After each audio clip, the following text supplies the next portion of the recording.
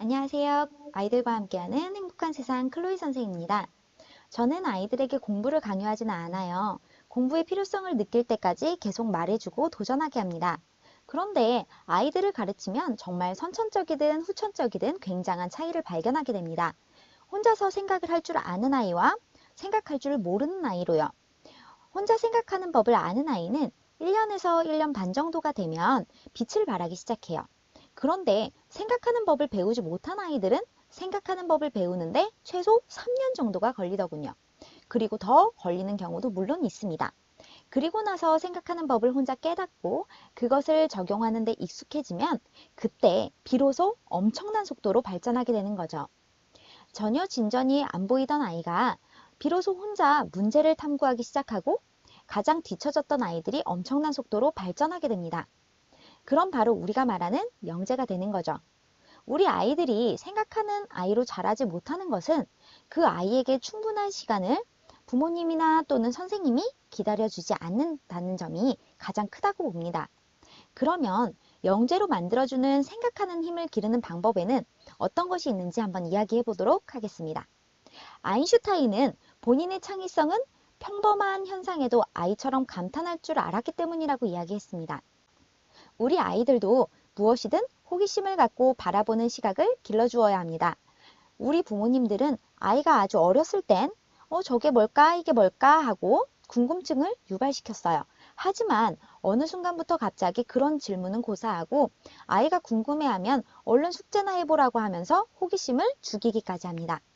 아이가 무언가를 궁금해한다면 지금 공부하는 것을 전부 다 닫고 충분히 그 문제를 같이 탐구해 보세요. 한 가지 호기심을 함께 탐구하여 알아낸 성취감은 교과서 문제 10문제를 푸는 것보다 더 효과적이랍니다. 4차 산업시대에 가장 필요한 아이디어는 전부 사고하는 과정에서 태어나죠. 창조성이 풍부한 아이들은 심리적으로 여유도 있고 과제로 배우는 지식을 효과적으로 기술을 해낼 수 있는 응용력까지 생겨서 사회에 나왔을 때 엄청난 시너지 효과를 일으킬 수 있습니다. 또한 사고력을 길러주면 문제의 본질을 끝까지 지켜보는 힘이 되기 때문에 문제의 해결력을 길러주어서 자신에게 주어진 모든 문제들을 끝까지 해결하려고 노력하는 모습 또한 보이게 됩니다. 시험으로 정답이 있는 것만 공부한 아이들의 특징이 무엇인지 아시나요? 무언가 해보자고 하면 아 소리를 내거나 할 수 없다며 먼저 포기를 한답니다.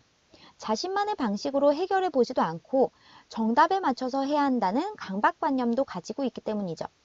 할 수 없다고 하기 전에 일단 해봐야 하는데 하지 못하면 도움을 청해야 하는데 커갈수록 누군가에게 도움을 바라는 것은 예의에 어긋난다는 생각을 가지기도 합니다. 이러한 사고를 하게끔 만드는 한국 사회에서는 다행히 인터넷이라는 아주 좋은 수단이 들어와 있습니다. 우리 어른들이 그들에게 줘야 하는 것은 바로 한번 해봐. 넌 할 수 있어. 네가 도움이 필요하다면 모든 것을 사용해서 찾아봐도 돼 라고만 이야기해 주시면 되는 거죠. 어렵지 않죠? 또 한 가지, 끊임없이 아이들을 시험하는 것입니다. 조금씩 조금씩 난이도를 높여서 생각할 수 있는 질문을 아이에게 주세요. 마치 게임처럼 아이들에게 생각의 레벨이 올라갈 때마다 칭찬도 해주시고 그에 맞는 보상을 주시면 됩니다.